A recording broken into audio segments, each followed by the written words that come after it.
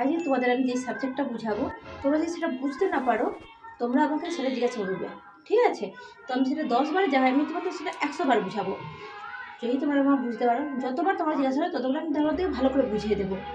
আমি কিন্তু অন্য ম্যামেদের মতো নয় যে আমি একবার বুঝালাম, বুঝে তোমার বুঝতে না পারলে ছেড়ে চলে যাবো, বারবার জিজ্ঞাসা করবো, ঠিক আছে? এই ম্যামটা তো অন্য ম্যামেদের থেকে অনেক ভালো।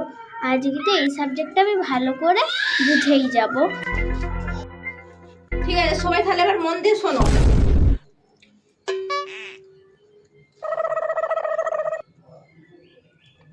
ঠিক আছে, তোমরা তাহলে বুঝতে পেরেছো সবাই ভালো করে?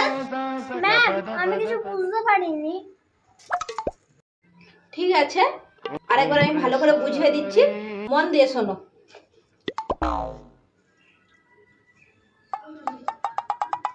ঠিক আছে, বুঝতে পেরেছো?